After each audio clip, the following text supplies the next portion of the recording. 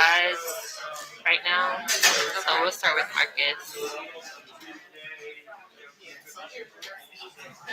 And I'm scared we don't have slides at the moment.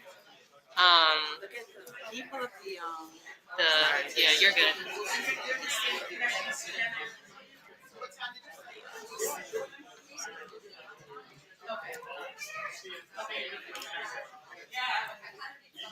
Oh, it should be in here. It should.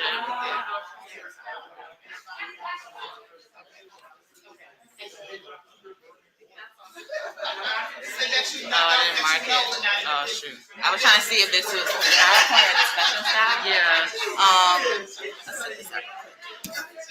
Which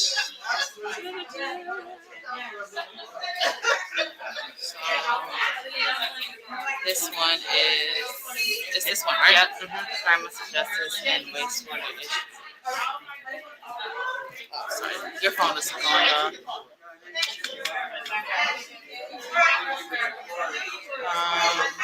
So did you find any so far? I didn't find any so far. I think the session slide.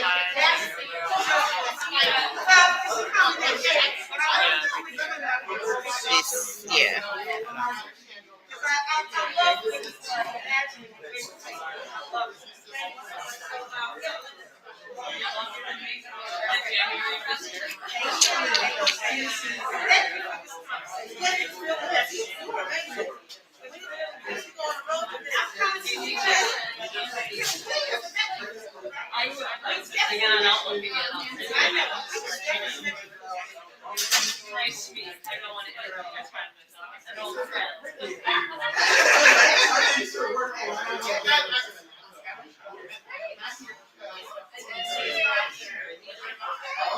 So annoying.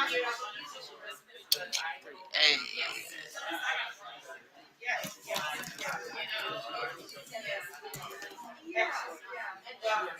So we have Kimberly Jones right here. Jones. Who else? Jennifer.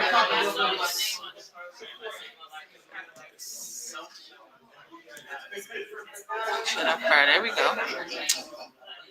She sent her slides. There she go. Request access, babes. Oh, I think she's on this call. I don't think she can hear me though. Hope not.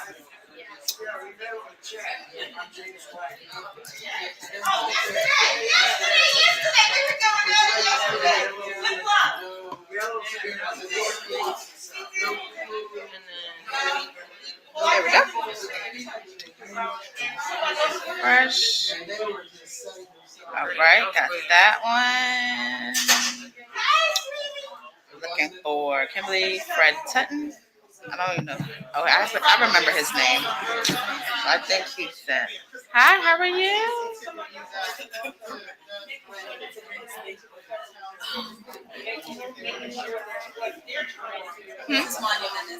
It is. Yep. Kunze. So Jennifer Kunze is on Zoom. So when you are ready for her, Simone, it's already going to be in, but you'll just maximize her, and she should hear you, and she can just go with her her presentation. Are they in the room yet? Oh, I'm not sure. I don't know. But I think this is the aftermath from the last session, so they may just be coming in. So.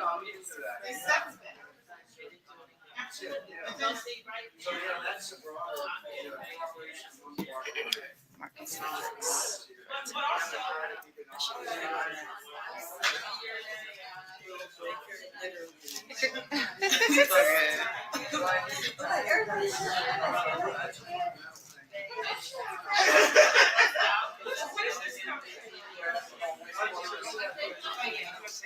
Is this first? Oh, that's Jennifer's.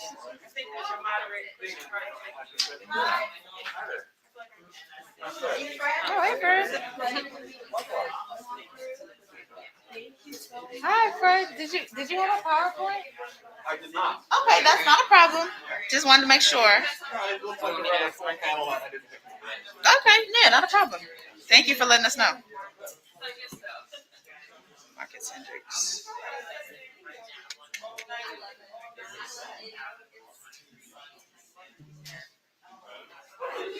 one.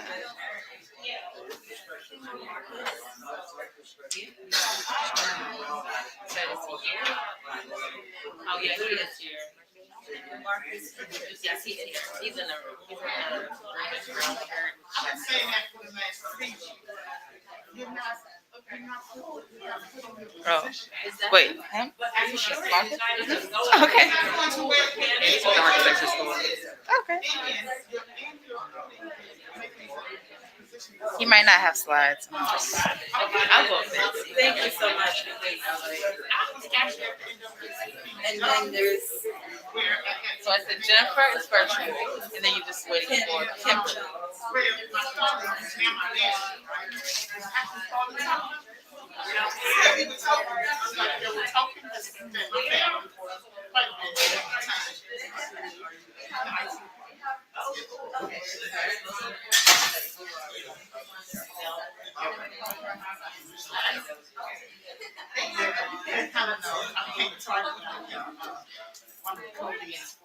So one thing.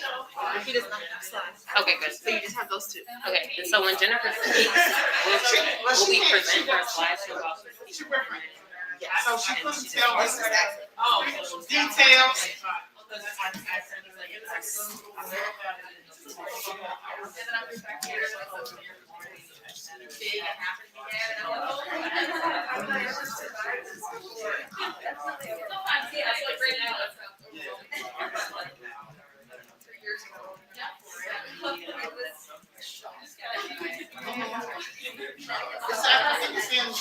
Started out as like the same. CNBC or CNABC? Yes, she does. This fine. Her phone. Exactly what I needed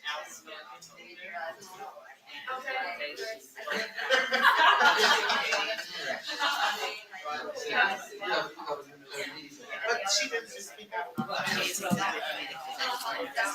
Basically, So she's not sitting. she started with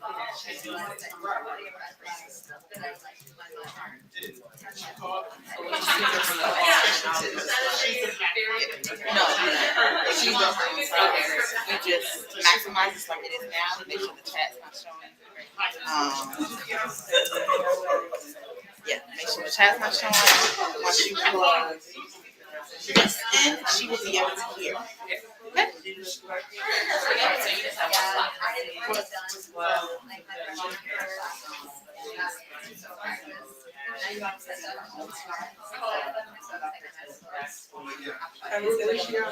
she's in there. She's one person with Would you?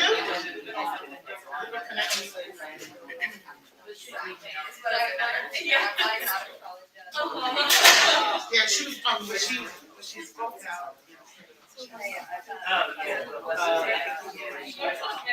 On LinkedIn too. She does.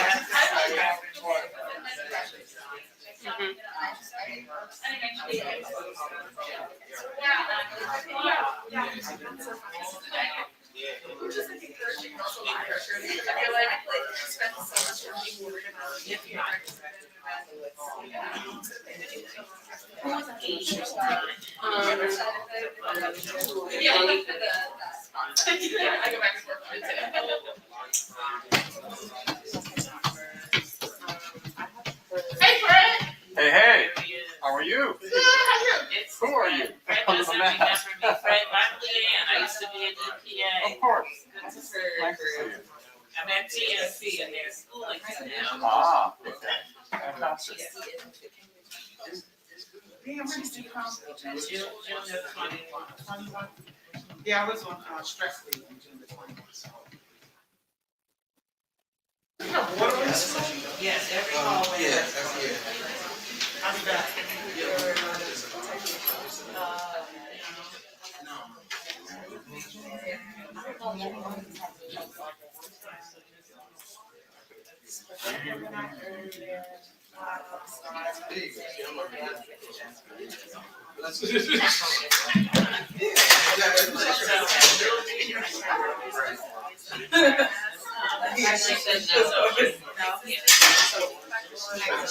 What session is this? Environmental justice and wastewater. Second session. This is 3. She started already. Where's your sign? Outside. Where's the sign? You outside? It should be outside. No problem. Are our other panelists? Yes. Mark, Thank you.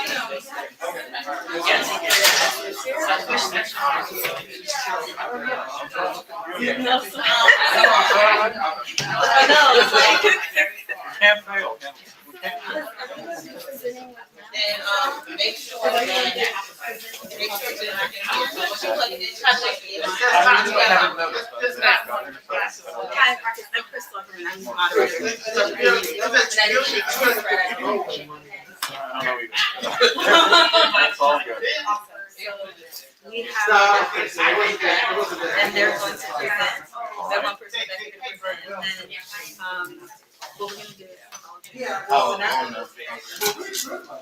Sure, I'll just open it up, and then I'll ask for us to do. And then I'll get added on the panelists of this. And then we'll go to Jennifer, and then we'll. Do you have a deck? No. All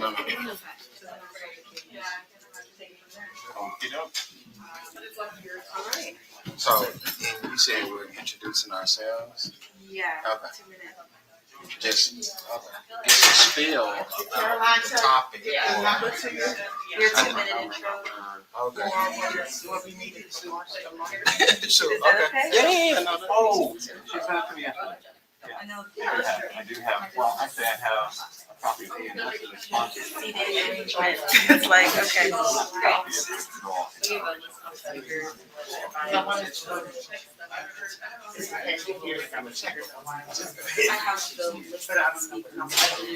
Yeah. I think we're still. Yeah, okay, yeah. Yeah. So you're ready. Thanks for asking.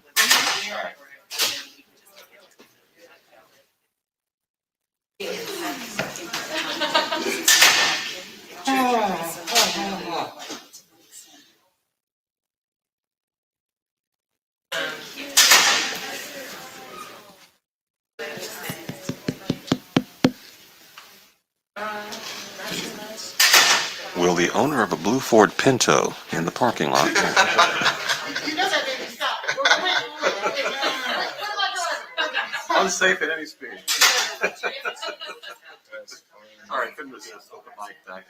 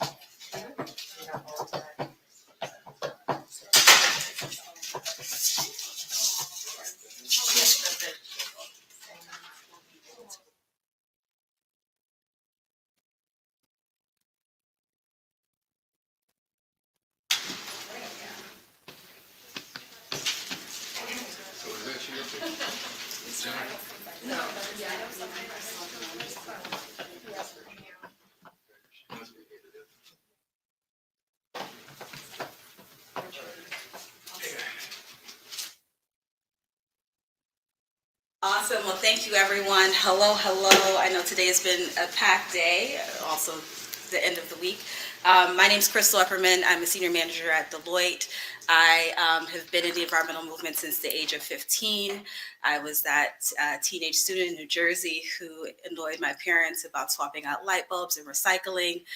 Did a lot of community activities around environmental issues and concerns, majored in environmental science at Spelman College, got a master's in public administration because I thought I was going to be a civil servant then got a PhD here at the University of Maryland in marine estuary and environmental science.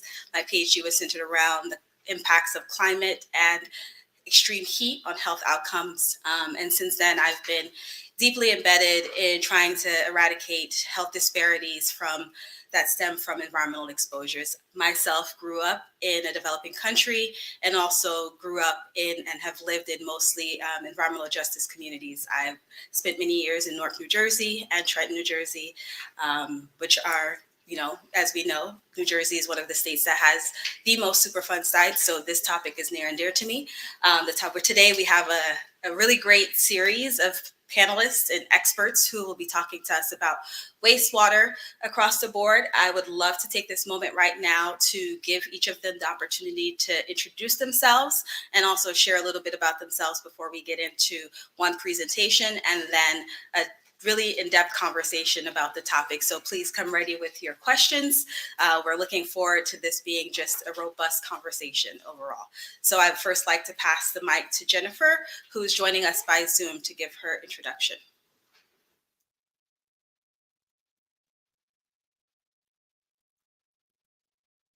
One second, Jennifer. I'm sorry. We can hear you now. Go ahead. Okay, great. Great. Hi, everybody. My name's Jennifer Kunze, and I'm the Maryland Program Manager with Clean Water Action, focusing on local level campaigns here in Maryland. That, in large part, we like to joke that we deal with waste for the most part. So we do a lot of work on solid waste issues, fighting trash incineration, working on promoting composting in the state, and we do a lot of work on the other type of waste, so sewage systems, septic systems, and so on. And so I'm going to touch on a couple of those different items through my talk today. And I live in Baltimore City, and I will wrap it up there. Thanks so much for having me. Thank you so much, Jennifer. Next, we'd like to pass the mic to Mr. Fred. Is this actually literally the mic? Yes, sir. So I'm Fred Tutman. I'm gonna, because I really can't project with this thing. Forgive me. I'll try and keep my cooties close, if any. So I'm the Patuxent Riverkeeper and have been for the last 20 years. I think I'm also the longest serving riverkeeper in the Chesapeake Bay and the only African-American riverkeeper in the United States. A lot of our work is Clean Water Act enforcement related. Directly with communities is the way that we prefer to work and largely harness community-based energy and restore community-based power. The Patuxent is a geopolitically important river. A lot of people overlook that it is the river where the Chesapeake Bay movement began, that activist citizens on the Patuxent literally started suing the state of Maryland back in the 1950s, largely over the upstream wastewater treatment plants that roll downriver. On a 110-mile river, we have 36 wastewater treatment plants. In Maryland, the way they regulate wastewater treatment plants, I'll be brief because I know that you just want this as kind of an introduction, but I do want to kind of orient folks. They divide plants into majors versus minors. Minors being those that discharge over under 1 million gallons a day, majors being over that. Of those 36 plants, 6 are majors and 30 are minors. So think about this for a minute. Rhetorically, the state assumes that a minor plant is a minor pollution problem, right? But if you've got 30 minors and 6 majors, cumulatively, these minors are a major problem, not a minor one. So I'll leave it there, okay? Because, oh, one last thing.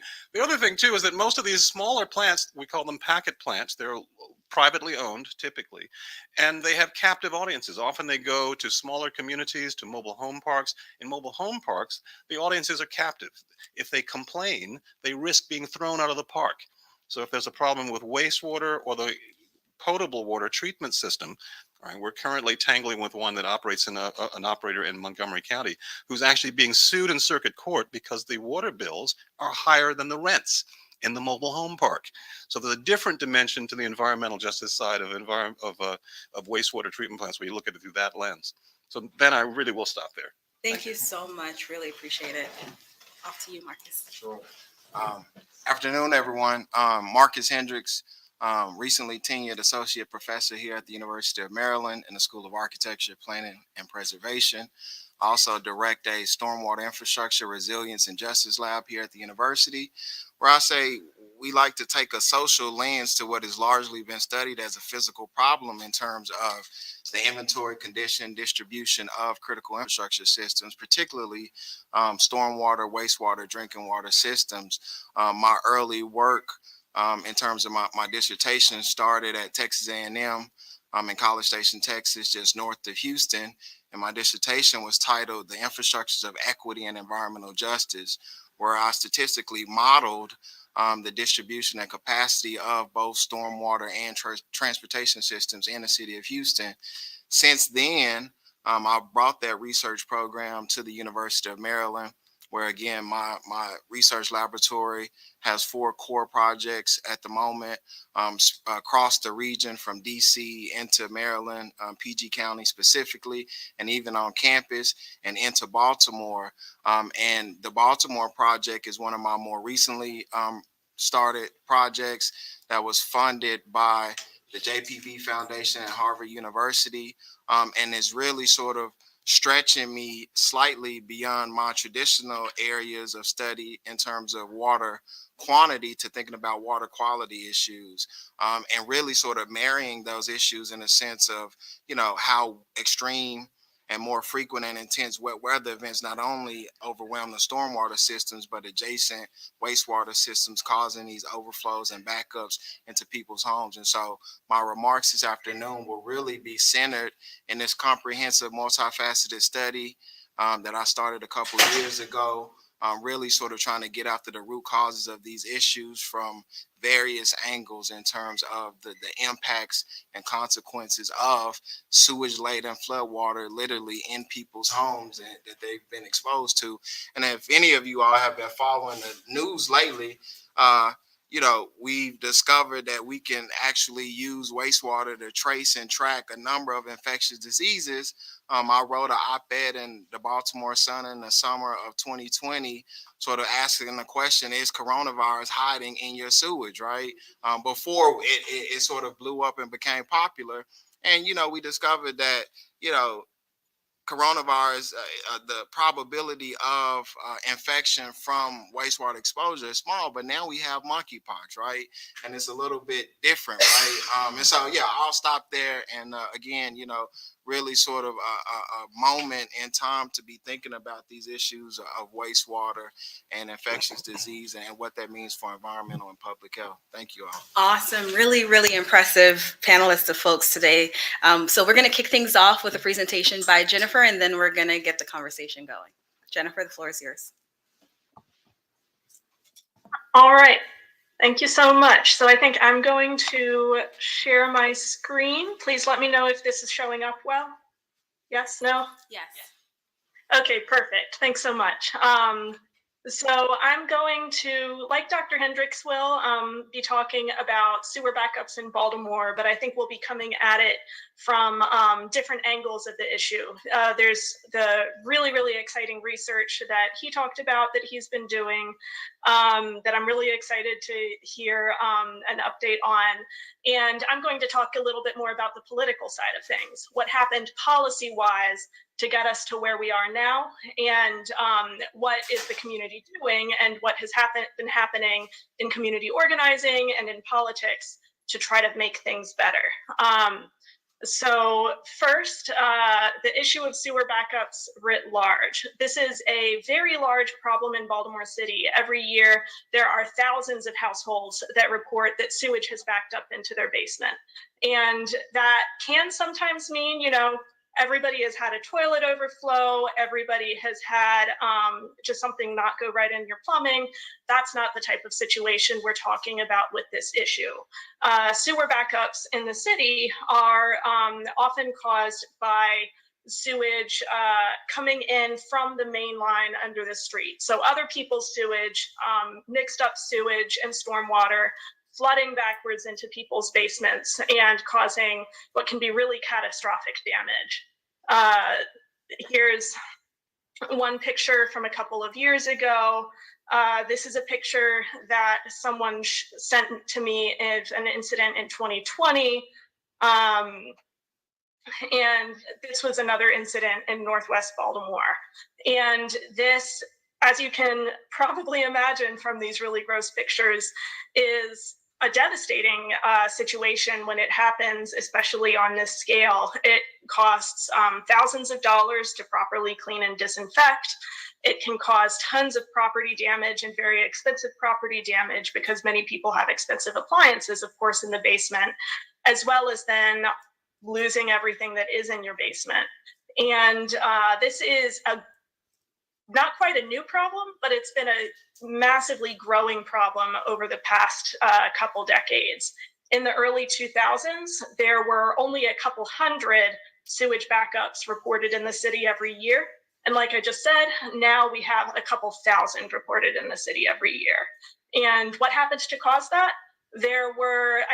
The infrastructure is just getting that much older. Our sewage pipes are cracked and stormwater gets in, as I'm sure Dr. Hendricks is going to talk about. But that's the major thing that changed over the past 20 years was actually, ironically, a consent decree to clean up our waterways. It was a violation of the Clean Water Act that so much sewage in Baltimore was spilling into our streams, getting into the inner harbor, getting into the local rivers. And so in 2002, the city signed a consent decree with the EPA to stop those overflows from happening.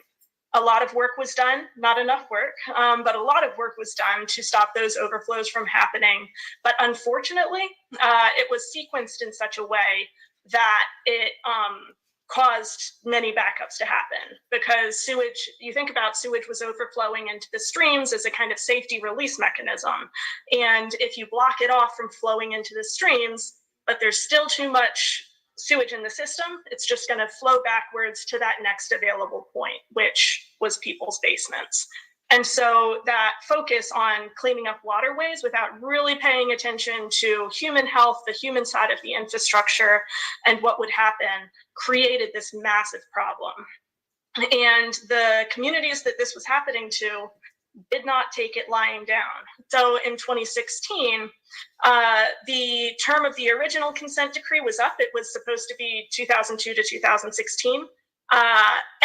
The city had not completed the work, so sewage was still overflowing into many of the rivers, and there was this massive new problem of sewage backing up into people's homes on a scale that had not happened before. And so residents, primarily in a couple of neighborhoods in Northwest next to and near the Gwynns Falls stream, were very organized, reached out to a lot of environmental groups, including us, and demanded that the new consent decree that would be signed to carry forward the next stage of work to clean up the streams and the inner harbor also include the human costs of our sewage our sewage overflow problem and these basement backups. And that was a long and bumpy road of making those demands, but it ended up with success. So in 2017, the new consent decree said that the city had to sequence repairs in such a way and make considerations to reduce the number of sewage backups happening with an eye on prevention. And then also, when they do happen, give people some assistance on a reasonable time frame that doesn't involve suing the city. Give people assistance with the disinfection costs, which are so important for, I imagine, all of the reasons that Dr. Hendricks is going to say. And so the new consent decree required the city to create an expedited reimbursement program, a quicker reimbursement program that people could apply to deal with their disinfection and cleanup costs after certain sewage backups. And that was a huge step forward, but the communities knew pretty much right away. I remember the Board of Estimates hearing where this was approved. People were already saying that this program is not going to be enough and it's not going to work. It was set up in with a lot of restrictions in place that would prevent those dollars from getting to the people who needed them. And so I'll get more into that in a second, but the data showed that that first year of the program between 2018 and 2019 had not worked. There were over 4,500 sewer backups reported in that year. Only 74 people actually knew to apply because the outreach about this program was very, very lacking. And then out of those, only 10 people actually received assistance, and everyone else was rejected.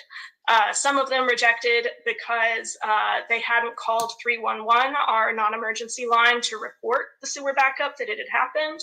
And many of them were denied assistance because the city determined that their backup hadn't been caused by surcharging. And that was a fundamental flaw in the way that this program was set up, where it only dealt with backups that were caused specifically by rain, not by any other problem, even when that other problem happened in the city side of the sewer infrastructure and was something that the city could conceivably have prevented.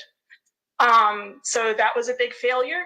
And over the same time period, we did a lot of work organizing across the city in lots of different communities, starting with the communities in Northwest who had raised the alarm bells in 2016 and before, bringing this issue citywide. And we found that this was a citywide issue. Even though other communities hadn't been as organized and as agitated about it, this was happening across the whole city, but of course not equally across the whole city. We worked with a student at the Johns Hopkins School of Public Health who did an analysis that found that race was the biggest indicator, even when you controlled for other things, as to how many sewage backups were happening in a community, with the most sewage backups happening in Baltimore's Black neighborhoods. And so in 2019, there was a very large effort to connect with neighborhoods all across the city and bring people together. Because another aspect of this was, with the exception of the neighborhoods in Northwest that had been very organized about it, a lot of people didn't like to talk about sewage backups. There can be a lot of embarrassment associated with having one. People don't like to talk about it. And so a lot of people were suffering very quietly from this problem that really was this big collective problem. So we broke out of that. We had city council hearings, we had rallies, we worked really hard to get this issue into the news, help make sure that people knew that it wasn't their fault, that they weren't alone, that this was a systemic problem, and to bring this attention to the attention of the city council. And that ended up being a success again. We were able to get DPW to agree to make 2 changes at that point. They raised the maximum reimbursement amount, and they eliminated that some of the sort of procedural requirements that led to about 1/3 of the people who applied not getting help. And then they also announced that they were considering providing professional cleanup crews, which is something that the DC area water utility, WSSC, does, and that they were considering expanding the program to also cover sewer backups not caused by rain. And so we got those first 2 policy victories, and then when the new mayoral administration came in 2021, we got that 3rd really essential policy, because the problem with the reimbursement program, well, one of the problems with the reimbursement programs was that getting reimbursed means you have to have the cash up front. That reimbursement model really was not equitable and was not effective for people who couldn't just drop $5,000 on a professional cleanup crew and then cross their fingers that the city pays them back, maybe the city won't. And so that was preventing a lot of people from getting assistance, especially renters and especially people with limited and low incomes. And so in 2021, we got this new program where the city will send out a professional cleanup crew, which is so important for protecting people's health. But the work is not done. We still have a major problem in that this is only available for people for whom DPW determines, without an appeals process that you can pursue, that the backup was solely caused by rain. And that has led to both of these programs, the reimbursement program, which still exists, and the more proactive program, really not reaching the people who need it the most. You can see in this chart that DPW published that very few people are accessing these programs. 0 in fiscal year 2022 were able to get reimbursed, and then only 14 in March to November of last year were able to get the direct assistance cleanup program. And that's because people don't know about it, and it's because there are implementation problems. A neighbor of mine had a sewer backup during a snowstorm back in February, which should have allowed her to qualify for this program.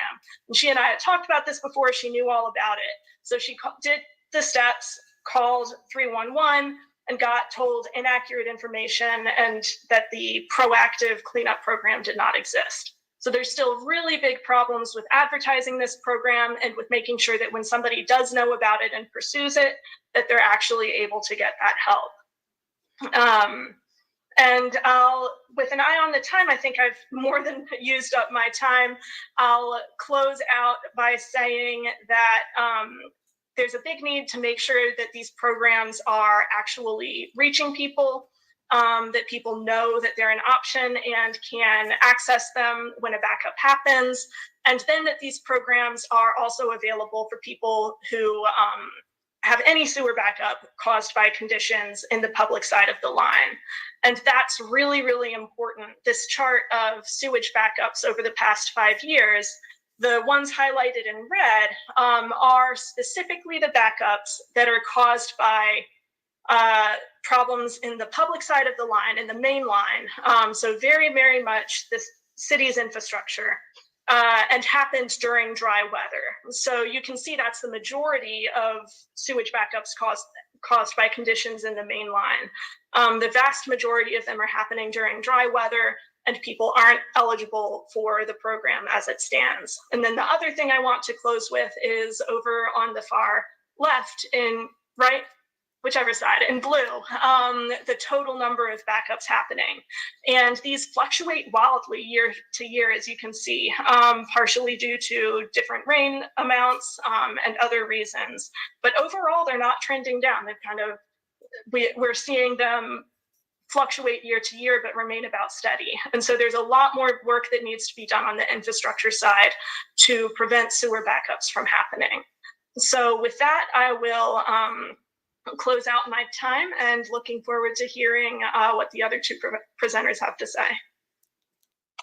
Thank you so much, Jennifer. I really appreciate that. And I would like to queue up the audience for, if you have a question, please think about it and get lined up to kickstart the conversation. I think it's really this presentation that you had about the city of Baltimore actually brings about just how much of these same scenarios are happening across the country. We know Mount Vernon, New York, we know Lowndes County and Catherine Flowers, who continues to advocate about the stormwater issue. I would love to get from the panelists, why is it that we cannot separate the water issue from the sewage and stormwater topic as a whole? There's been a lot of conversation around the both in tandem. Why is it really important to have them together? Well, that's a good question. I don't know if I have a at my fingertips kind of answer. I mean, this is fundamental infrastructure where you have lots of people, right? If you had 1 or 2 people, you'd have an outhouse. you wouldn't need a sewage processing system. Which a lot of people still have outhouses in the United States of America. Yes, right. And Jennifer's working kind of a different side of the street. See, she's dealing with sewage overflow, sewage backups, these combined sewer systems. Much of our work is down to the degree of violating plants, individual plants that are processing poorly. The state doesn't help us much. They do these lately. These what do they call them? There's a name they call them. These are permits that basically permit an area of the river, not an individual facility. They have a name for them. It's escaping me at the moment. Bubble permits, they call them, which makes it very, very difficult to identify where the loads are actually coming from. I need to point out that this is also where the rubber meets the road for protecting these rivers in many instances. The history of the Patuxent was they couldn't get the math to work. When the climactic lawsuits of the 1980s finally hit Judge Sirica of Watergate fame, and he ordered the parties into a nunnery, literally the Marriottsville nunnery, to work out their differences because he didn't want to rule. And the issue was, at that time, this was 1980, they were still working out the business of water protection science. They didn't know if it was phosphorus or nitrogen. And the guys from Howard County wouldn't come to the meeting unless the state cops picked them up. Seriously, because they didn't want to talk about growth. Right, here we are 50 years later, and we're still in the same boat. They still don't want to talk about growth. And this is a consequence of growth, right? These loads that go into these rivers that essentially we don't want to shut them down because that leads to a public health problem that's even more severe, right, than leaky sewage plants. On the Patuxent, frankly, most of the really leaky ones are publicly and state-owned, okay, where they haven't allocated the funds in order to actually upgrade or bring them back to health. There is an organization, you've probably heard of them, they're called Maryland Environmental Systems. They are basically hitmen for polluters. They are a quasi-state agency that takes on difficult pollution problems on behalf of various actors because they're largely immune from state enforcement because they're a quasi-state agency. I'll say one last thing because there's a substantial history to this in Maryland that's very particular, and you probably know as well, since this is obviously your academic wheelhouse. In the 1970s, there was something in Maryland called the poo-poo choo-choo. It was literally a train full of waste sewage traveling from place to place because no jurisdiction in the state wanted to accept the sewage. All right. At one point, they were actually literally putting this stuff on barges and taking it out into the Chesapeake Bay and just letting it go. All right. So we have a lot of backstory and history and troublesome management attached, largely to what is, I think, a growth problem, not just an infrastructure problem, but a growth problem. In a state where we build houses at 30% beyond where the actual market is. In other words, there's 30% surplus housing in this state because we keep building houses because we can sell new ones for more than we can sell old ones. That's true. Check it out. Those are state records that they don't really like to part with because they like to give people the impression we're accommodating growth. In truth, we're accommodating real estate profits. We're putting people and wastewater in all the wrong places if we really intend to clean these rivers up. And we're obscuring the information in such a way that it makes it difficult for people to even tell precisely where the loads are coming from with these bubble permits. Right? And literally the lack of transparency surrounding these discharges and spills, often enough, are not publicly reported. So, I don't know. Again, I painted a picture, and I hate to be the guy that's always talking about the big problems without throwing solutions on the table, but we can't quite get to the solutions until we can define the problem. All right, so. Indeed. Anything to add, Marccus? No, I think, I completely agree. And I guess what I will add is that not only is it a growth management problem, but it's also a maintenance problem. I think we've been thinking about sort of this historic infrastructure bill. Every couple of weeks it's changed names. I think the one that will officially pass is this inflation bill, right? To address a number of issues between climate, infrastructure, healthcare, and beyond. But, the real challenge that I think we have here in the U.S. is really a maintenance issue. The interesting thing about Baltimore is that, in fact, it's not a combined stormwater sewer system. It's actually a MS4 permitted separate system, meaning that City of Baltimore manages stormwater and wastewater in two separately pipeline network systems. The interesting thing about Baltimore is that it was one of the first cities in the U.S. to actually have a separated system. And so with that, it's one of the older systems. And because there has been a catastrophic failure of maintenance over the life cycle of these assets, we saw a drastic decline over the years. When you marry that with the climate context in terms of more intense and frequent wet weather events, it's the perfect recipe for sort of a moment in time where we're sort of moving in reverse in terms of sort of the circumstances that we're witnessing in cities in terms of another crisis, a sanitation crisis, right?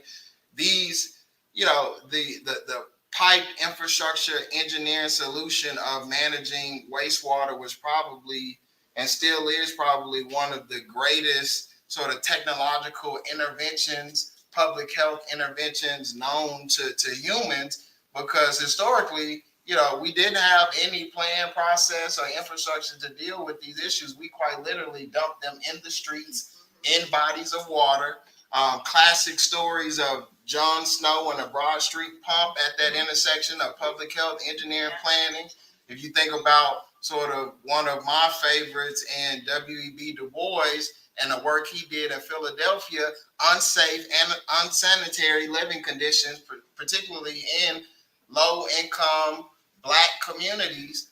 We're revisiting those same circumstances in both rural and urban communities that live at the margins in terms of these issues. And if we think of, communities as sort of a, I use this analogy of a stage play production, land use will represent the markers on the stage. Infrastructure are the props and facilities by which the actors sort of interact, communicate, which sets the stage for both planning and public health scenarios. And so, if you don't have viable, high quality infrastructure, you're at a great risk of a number of environmental issues, whether it's, connected to transportation, stormwater, wastewater, beyond. I'll start because I don't know what order, because I can't. We're riffing. We're riffing. Yeah. This is great. Well, and it's Go ahead. costly, right? I mean, it costs money. It costs for technologically advanced countries that have the money, typically, right? Yeah. So a few years ago, I did a field trip to Bulgaria because it was at the time an affordable place to go, and I got on a budget. And I learned that in the European Union, there are several countries that didn't get wastewater treatment until fairly recently. Hungary didn't get it until the late 1980s. That means everything that was duty that in Hungary went into the nearby rivers up until like 1987, 1989. So I guess the point I'm really trying to make is it takes more money sometimes than jurisdictions are prepared to throw at this particular problem. Especially with stormwater, wastewater, essentially being the stepchild, if you will, of a number. I mean, as we've been hearing in, public discourse around this infrastructure bill, mostly been focused on transportation, energy. You heard little to nothing about wastewater. It's a historic $2.2 trillion bill, and really that's just going to scratch the surface of the amount of money that we actually need. You think about Baltimore City, what I call a schmedium city, right? In terms of its size, just one of the systems in Baltimore could use upwards of $100 million worth of investment. And so if you add up all of the major metropolitan areas across the U.S., $2.2 trillion actually isn't enough money, right? And then if we think about this one-off investment, it's kind of like driving a brand new car off the showroom floor. As soon as we get back the utility, it starts to depreciate, decline, and maintenance automatically has to kick back in. And we haven't even started a conversation around what does the long-term maintenance after we spend out this $2.2 trillion, how do municipalities, cities, communities actually upkeep these systems to make sure we fully and completely and continually eradicate these issues? I mean, we haven't even arrived at that conversation. So since you both kind of went there in terms of, Jennifer, if you have anything to add in, please chime in. But since you both went in the direction of solutioning, I would love to sort of get your take on where is the issue of this wastewater treatment actually working really well and functioning really well, to paint the picture of why it's not working well in the places currently that are suffering from these issues.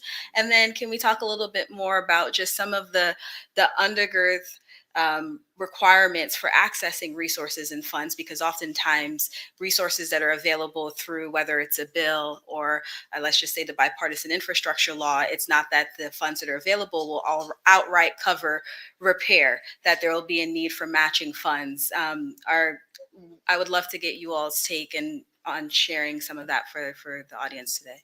Well, keep in mind that while we look at school capacity, road capacity, and other issues when we're planning growth in our state, we really rarely look at sewage capacity. There's a presumption that if you're building houses, there's some place to send the poop. Likewise with water, incidentally, because we have a drinking water shortage in this state as well. And yet there's a presumption that if you build a townhouse or a house or a community, that there's going to be drinking water available in order to supply it. So let me tease out the tension in the way this actually goes. I've had this conversation with small wastewater operators, and they will say, look, if you make us upgrade this plant, it's going to put us out of business. And in this particular instance, I was talking to a guy who's operating 4 plants, all built in the 1960s. Now, in the 1960s, I don't know about you, but I was listening to 45 records, right? Right? And after that came what? Cassettes. And after that came DVD. 8 tracks or something like that in there. And then eventually we got up to CDs, and now we're into MP. In other words, we have changed technology for how we listen to music. God knows how many times since the 1960s. And these guys act shocked somehow that they're expected to invest in upgrading their own equipment in their own facility. And here's what this guy finally said to me. He said, you know, these go to mobile home parks. And just because they're called mobile home parks doesn't mean those people can go anywhere, quote, end quote. He says, actually, they're stuck where they are. And if you make me comply with these laws and make it too expensive for me to operate this plant, I'm going to flip the zoning on these places, throw all these people out and build McMansions and call it a day. So in effect, he's holding not only the community hostage, he's holding public health hostage. What he's really saying is, if you make me invest in this facility to make it health safe, right, then there will be consequences. In other words, I will get revenge on you by flipping the zoning, and you will be responsible. He said these words to my face. You will be responsible for making homeless people. All right? Wow. With a tiger. Right? Question in the back. Are the municipalities complicit in that scenario? Quick, because they and want just, the I just, taxable base. I just want to repeat the question for everyone. The question is, are the municipalities complicit in that? Absolutely, because they want the taxable base. Most of these guys want to grow until, keep throwing growth at us until we tell you when to stop, which is never, basically. Or it'll be beyond our term of office is actually a more common answer. The next jerks will have to deal with these problems. And I think connected to that, both on the problem and solution side, is a data issue, right? In an environmental justice context, we talk about burdens, right? And, the many burdens that environmental justice communities carry. The other burden that we don't talk about is the burden of proof, right? And the proof comes through the data, which is a hell of a thing to get from municipalities, especially when it's a matter of airing their dirty laundry, quite literally, in this wastewater context, right? And so, I've been, hunting after sort of the data for the pipeline networks to model the infrastructure to see where are the spots where conditions and issues are in terms of the physical system.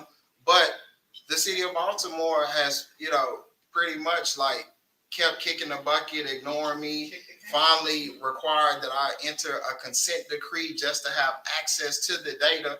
Although I'm a professor at a land grant public institution for the state, where we're supposed to be on the same team, right? And sort of the mission and vision of DPW and the city is supposed to provide some public service for sustainable X, Y, and Z community. But it's like, again, not wanting to provide the data to actually get after the issues and support communities in terms of the very things that they're facing. And so a solution is to be able to make the data available where scientists and scholars can actually evaluate and support communities to identify the problem spots in the system, quite literally. But it's a challenge because, again, municipalities are reluctant and so caught up in terms of issues of regulatory compliance, doing the bare minimum, not wanting to shoulder the issues that they are complicit in creating, right? And so, a huge challenge in terms of, just making the issue visible, whether it's via data or, municipalities being open and willing, transparent about what's actually going on. Awesome. Thank you. I think we have one other question. Just, I look at these issues from a legal lens, and specifically on the informational point. A lot of municipalities, are subject to open records laws and that sort of thing, and they'll fight on stuff like that based on, well, this is critical infrastructure, and we can't give you that information. Right. It's too sensitive. Right. So and I'll push back for that, reason too, which is kind of an overarching, whether it's true or not, aside. It's an overarching thing that they can push back with and say, yeah, you know, we don't need to give up this data. There's a reason. Right, and that's been, you know, as a scientist, you know, obviously data, is my thing, right? And that's one of the major issues I've dealt with from Houston DPW to Baltimore DPW is a reluctance to share data. But then also too, in terms of this really disingenuous excuse that, oh, we can't release the data because of some ambiguous terrorist scenario that, you know, some, you know, terrorists will attack us. Meanwhile, we're poisoning our own communities with sort of sewage-laden water, but reluctant to share data because of some, you know, sort of ambiguous terrorists that might, you know. Meanwhile, LA, you know, a much more progressive county, municipality, all of their sewer, stormwater, pipeline network data publicly available. You can go to the GIS website for the city, download it right now. I make that case to Baltimore and other cities, but it's just like they're not trying to hear it in terms of, because again, and if you don't have anything to hide, why not share the data? And then, you know, even if I would have went the public data request route, would again sort of drag, you know, their feet on the issue, which they're still, I went into the consent decree in April and I still haven't gotten the data. I've emailed them every 2 weeks since April with no correspondence whatsoever. And so, you know, yeah, I mean, I didn't talk about the study in Baltimore, but a 4-part project, one of them is sort of the spatial analysis. I completed every aspect of the project except that one because I don't have the data. Wow. Jennifer, want to make sure you're in the conversation over here? Yes, thank you. Well, first, Dr. Hendricks, we should talk about communications with the city and seeing if we can bump that a little bit. And I think I wanted to talk a little bit more about that funding because these projects are very expensive. And the municipalities do need support from the federal government. Baltimore's gotten some grants for our sewage infrastructure. A lot of that money has gone to the Headworks project, which is located at the Back River Wastewater Treatment Plant. Does need to get done, is not going to have a big impact on sewage backups in people's homes because those are being caused at the local level. And so we need to make sure, we need to be able to track these funds, track these projects, and make sure that funds are going to the local level projects that have the biggest impact on people's health and on sewage coming into contact with people. And I'll say too that one issue in the city of Baltimore has been specifically looking at ARPA money, the American Rescue Plan Act, that those funds are for municipalities to help with many different things, including sewage backups. And there's been a big problem where that money isn't getting out fast enough and isn't getting to maybe some of these projects that those of us in the room would want to see that money go to. As of the budget hearings for the city in June, DPW had put in a couple dozen applications for various uses of the ARPA money and had seen none of them come through. While meanwhile, the police department got all new cars with ARPA money and that had already gone through. So there's a really, really big problem with needing to be able to track these funds, have public accountability with them, and make sure that they're getting to the projects with the biggest impact on public health. And one thing I wanted to add to Jennifer's comment about, particularly about the police, is that we in this room, we and municipalities quite literally pay hundreds of millions of dollars each year for police misconduct of the murdering of unarmed Black folks to their families. Meanwhile, we don't have the money to invest in the systems that mitigate negative impacts to these same families and communities, right? And, you know, one of my colleagues here at the University of Maryland, you know, talks about how we ought to shift sort of, you know, these payouts of misconduct from taxpayers' dollars to pensions, right? And, you know, I completely agree, especially in an environmental justice context, right? Because we can't separate these issues, especially when it's a matter of financing and funding or lack thereof because of these other, you know, connected and you know, issues. Yeah. So I think, you know, Jennifer, what you brought up in terms of being able to track the flow of dollars, just looking at the American Rescue Act funds, we know that there are dollars flowing from the Bipartisan Infrastructure Law and now potentially the Inflation Reduction Act. The Bipartisan Infrastructure Law, which currently has the mandate that's called Justice 40 attached to it, by which it's now, you know, commitment by the current administration to make sure that 40% of the benefits, and communities have been calling for 40% of investments to also be passed on to communities such as the ones that you are advocating for in the city of Baltimore, across the country. Similarly, I would love to get just from you all, how can that actually come to fruition in terms of being able to track where dollars are going, especially for things in support of, you know, sewage and stormwater infrastructure. I think we have to reboot some assumptions. Go ahead. Let's be clear, and I didn't quite finish this thought earlier, and I said the math didn't work. When I said that there are 36, and I'm just using the Patuxent as an example, 36 wastewater treatment plants, and it's 110 miles, do the math.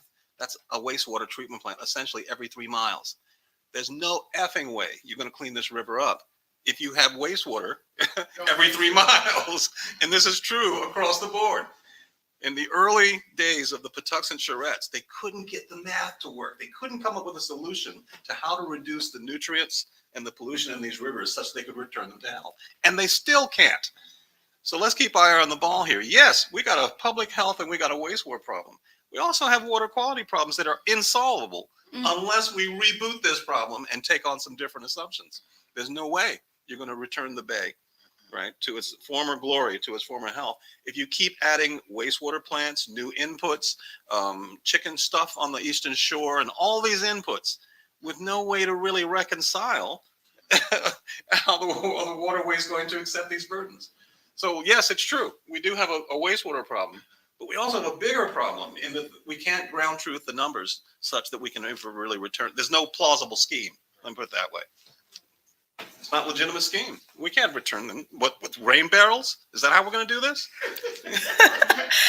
Thank you for that. We have another question in the audience. Well, Fred, I just want to ask you, because you just laid it out so well, and Marccus, forgive me for not really knowing who you were when I read.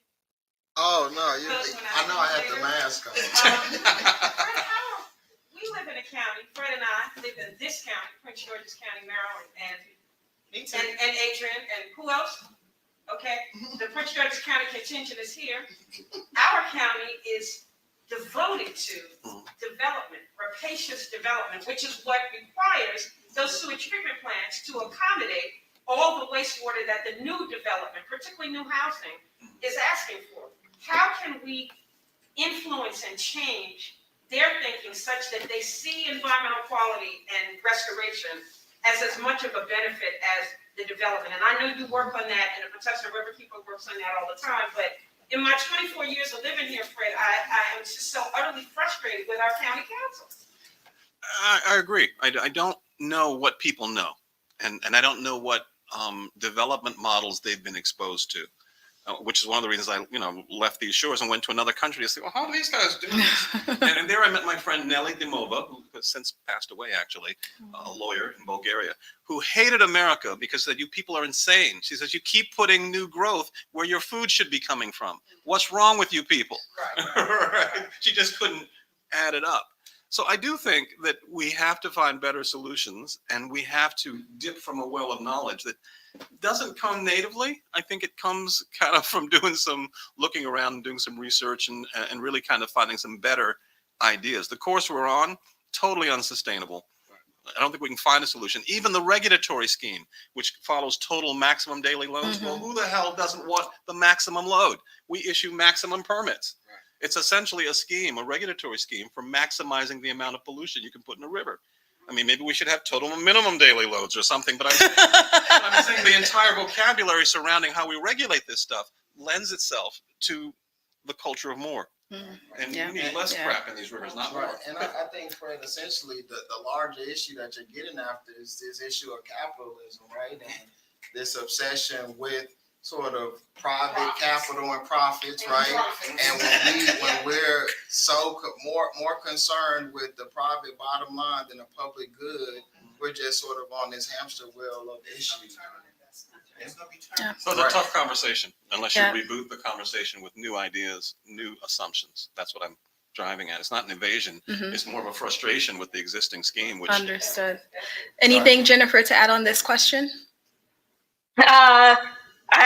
I can't speak to Prince George's County politics. I think that the other two have covered it very well. Awesome. We have another question in the audience. First, I want to say I really appreciate the conversation today. My name is Candace Boyd, and I'm the director of the Chesapeake Bay Program Office. And so I had two comments. One was on water quality and one was on data.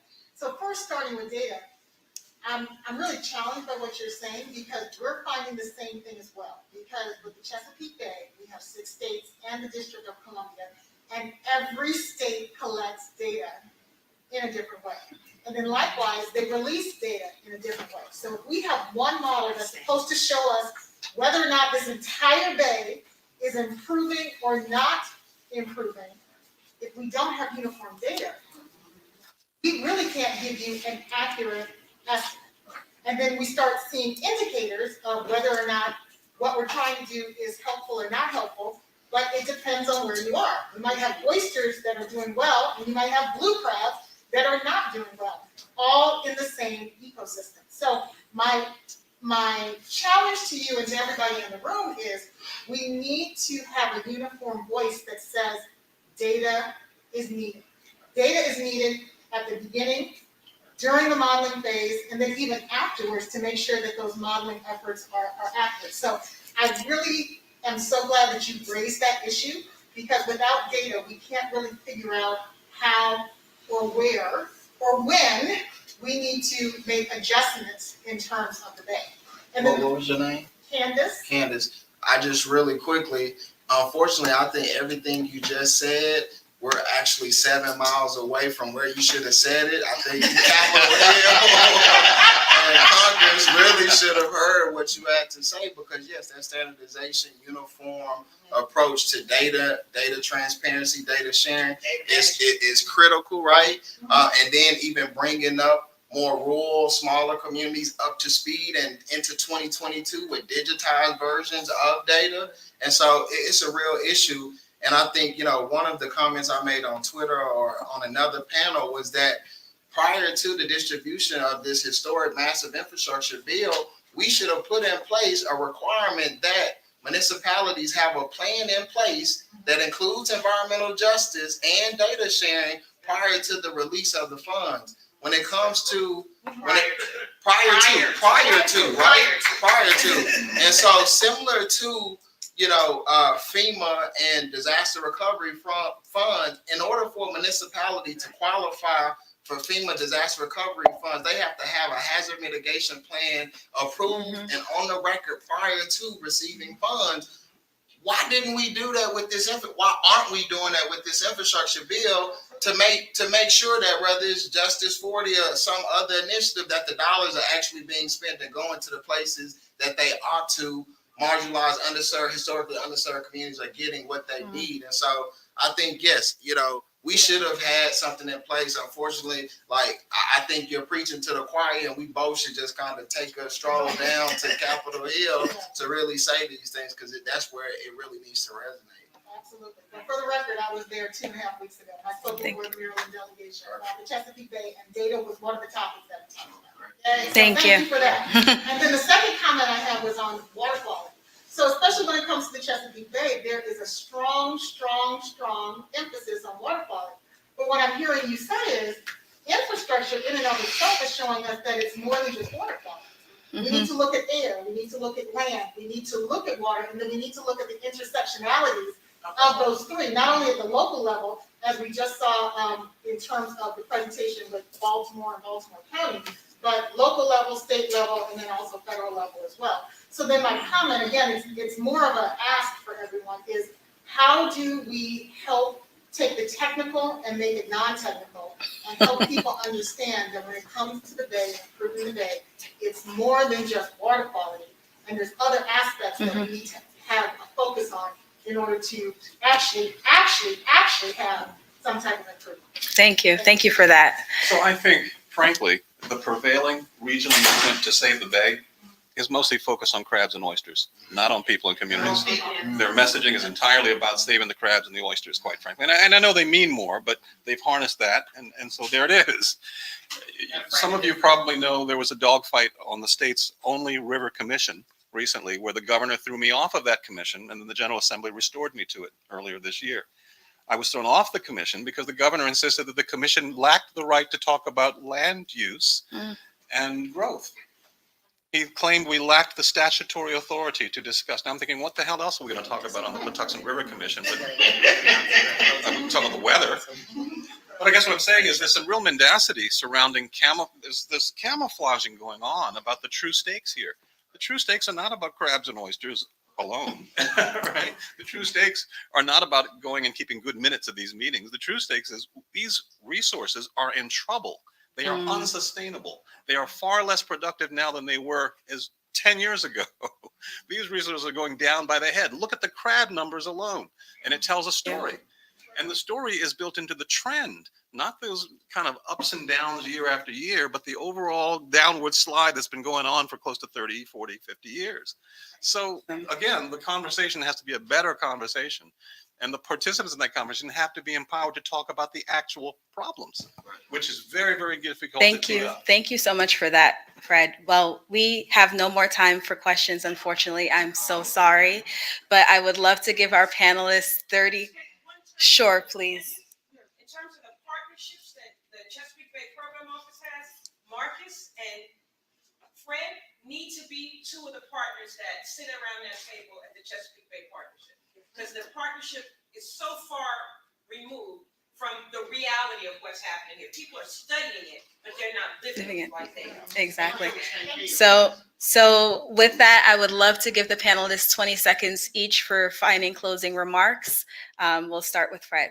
I've pretty much said what's been on my mind for 20 years on this river. To be honest, I'm an older river keeper now, and I am a bit frustrated. I will keep fighting, but I realize we fight an uphill fight as long as we can't name the problem, cannot have an open flow of information, right? Like I said, the governor said we can't talk about preemptively, we can't talk about certain things. Holy cow. The implications of that are extraordinary when it comes to doing serious work to protect any of these resources. And to the extent the movements that have been created to fight these problems have made them seem as important as a science class, I think it does an injustice to these problems. It undersells the stakes, quite frankly, so people don't know it's an urgent problem, or they think it's a problem they can solve by simply sending a check, which is really not the case here. Thank you so much, Fred. Jennifer? Sure. I'll just close out with circling back to the sewage backups issue in Baltimore. It's, I think, such a sort of little, very illustrative piece about how much we need to focus on the issues that impact people's health the most and the greatest, because it's an unfortunate reality that the work to clean up the inner harbor and the bay and the waterways put sewage into people's basements. And so I think that this story is just so important to keep in mind in water quality focused work and bay work and all kinds of environmental work, that we need to be considering people's health first and foremost so that something like that doesn't happen again. Thank you, Jennifer. Marccus? Yeah, I mean, I think, the last thing I'll say is that we lack some ability to see things through a comprehensive lens, through an intersectional lens. And that's unfortunate given the moment that we're in, where we can't afford not to look at these things through a comprehensive and intersectional lens. I think also too, the challenge, and I think Fred was alluding to this in terms of, we in the 70s, late 60s, early 70s, when, the environmental movement took off and how resounding it has been over the years, Meanwhile, environmental justice as a concept has been around for over 30 plus 40 years. And it's just now raising to the level of esteem and recognition that it should. What that tells me is that the U.S. and we have been more concerned about other species than our own, right? And that's because, again, we think about the ways in which obviously I'm an advocate for saving the environment, but I'm also equally an advocate, if not more, for saving other human beings, right? And it's unfortunate that, a lot of folks don't, especially when it's those people and folks that don't quite look like them, we tend to relegate them to the margins. The last few things I'll say is that I didn't touch on some of the preliminary findings and results from my study, but one thing that I have found through one particular activity connected to the project where I did sort of in-depth interviews with stakeholders all the way from the local level up to the EPA, one of the preliminary themes and findings from those 40, 50 some odd interviews is that per the Clean Water Act and other policies in place around these issues of water quality and quantity, we have explicit language about discharge into habitats, but not discharge into people's homes, right? Wow. And so it's illegal to discharge nutrients into sort of the Chesapeake Bay. But when those discharges happen at people's homes, it's nobody's business, right? And so essentially, again, explicitly illegal to discharge in habitats, but a little murkier for people's homes. The other thing that I wanted to say is that, we have a legally permitted demarcation line for a physically interconnected process. And I think Jennifer talked about this in terms of what I found is that when it comes to the city and these wastewater issues is that if it technically happens on the private property side, the city washes their hands of the situation, right? And puts the burden completely on the private property owner. Meanwhile, the physical system underground doesn't give a damn about it being on the public right of way or the private property side.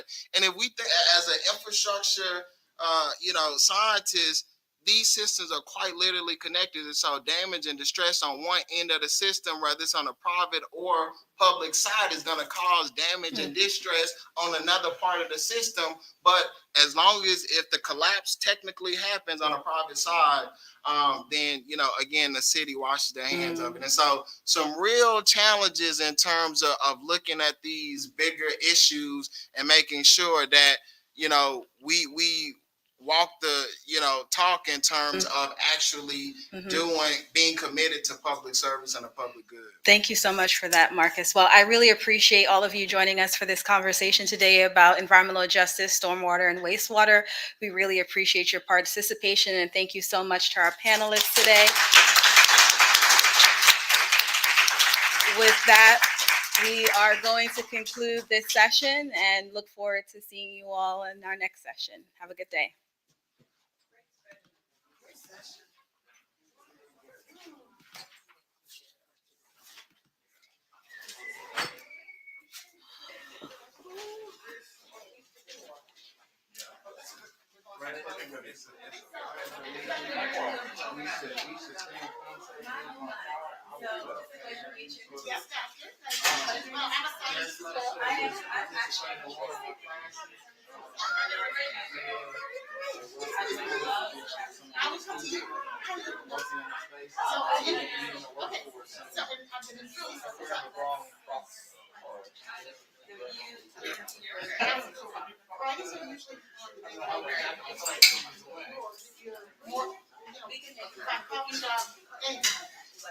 I would love to talk to you. Okay. All right. We're live. All right.